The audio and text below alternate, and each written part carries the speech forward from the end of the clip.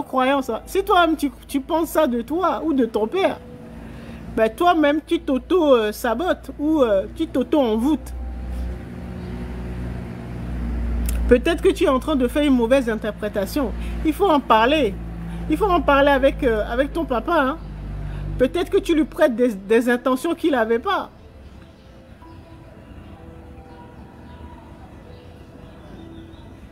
N'oublie pas que ton papa, c'est ton esprit. Hein. Donc, si tu lui prêtes ce genre d'intentions, ça veut dire que toi-même, tu t'auto-sabotes. Donc, tu auras des blocages. Toi-même, tu t'es envoûté. Le mieux, c'est de demander. Il faut éviter de prêter des intentions aux gens.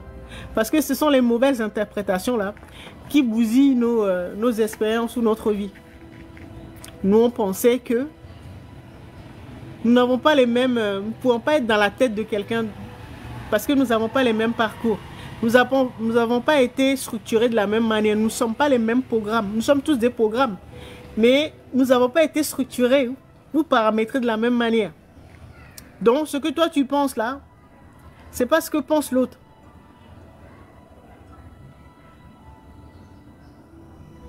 Tu ne sauras pas sans avoir posé la question. Il faut poser la question. Mais en tout cas, moi, je te conseille. Hein, si tu peux, si ton père a encore envie, pose-lui la question.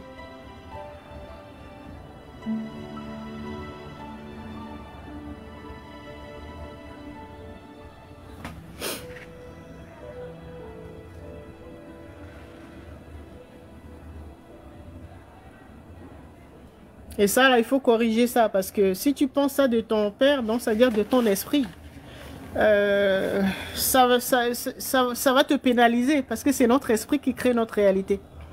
Et donc, tu auras du mal à faire avancer tes projets. Parce que toi-même, tu es en conflit avec ton esprit. Donc, ton père. Soit parce que ta maman, tu as adopté l'interprétation ou la vision que ta maman avait de ton père, parce que bah, peut-être que ça n'a pas marché entre eux. Et donc, ta maman, forcément, si ça n'a pas marché entre eux, elle parlera pas forcément du bien de ton papa. D'accord? Donc ça, c'est la vision ou la perception de ta maman. C'est peut-être comme ça que ta maman ou les proches de ta maman ont décrit ton papa. D'accord? Donc, quand c'est comme ça, je vous conseille toujours de couper les émotions. Donc, être neutre au niveau des émotions, ne pas faire intervenir aucune émotion, la colère, la peur, la jalousie ou tout ce que vous voulez. D'accord? Donc, vous regardez, vous observez votre père.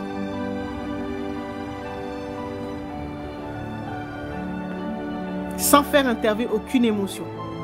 Froidement, le plus froidement possible. Comme ça, vous-même, vous allez pouvoir l'observer et pouvoir le juger. Oubliez tout ce qu'on vous a dit sur votre père.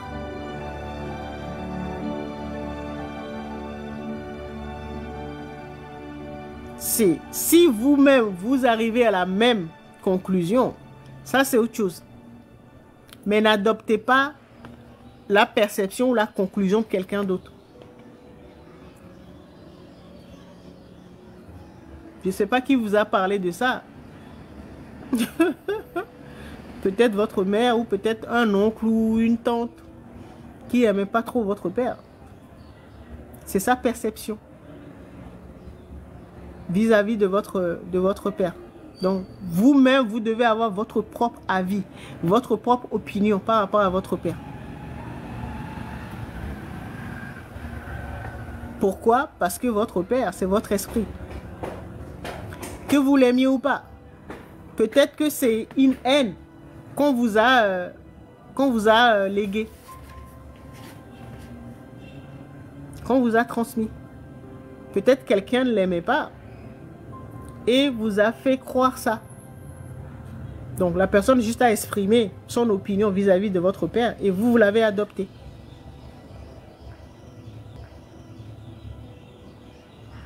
En tout cas, quand c'est comme ça, moi je vous conseille d'aller voir votre père, hein, d'aller lui poser la question. Posez-lui la question et vous allez comprendre ce qui s'est passé. En tout cas, c'est votre esprit. Hein. Sinon, vous aurez des idées. Donc, l'âme, parce que vous vous entendez bien avec votre mère, donc votre âme. Mais ces idées-là ou ces projets, vous aurez du mal à pouvoir les manifester, à les rendre réels. Pourquoi? Parce que vous êtes en conflit avec votre esprit, c'est-à-dire votre père.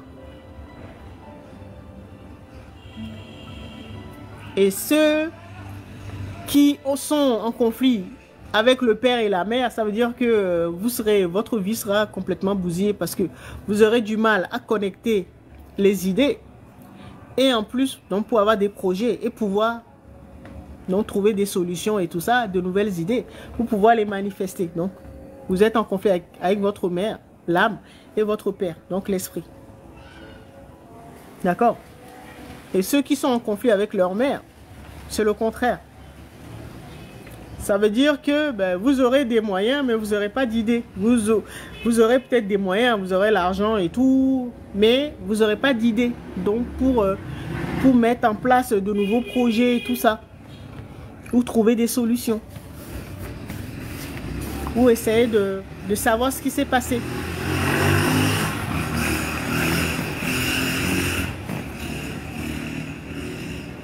Quoi qu'il arrive, réconciliez-vous avec vos parents, votre âme et votre esprit. Se réconcilier, c'est pardonner.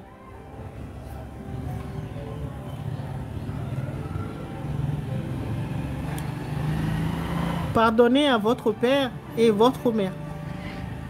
Pourquoi? Ben déjà, vous avez compris par rapport à la mère, à votre placenta, à votre jumeau, parce que c'est elle qui a donné une partie d'elle pour qu'on puisse vous créer, vous engendrer. Si on peut dire ça, c'est votre divinité. Votre mère, c'est votre divinité. D'accord? Votre source. Et c'est à travers elle que vous pouvez connecter la divinité cosmique. Et c'est à travers votre père que vous pouvez connecter l'esprit. L'esprit universel.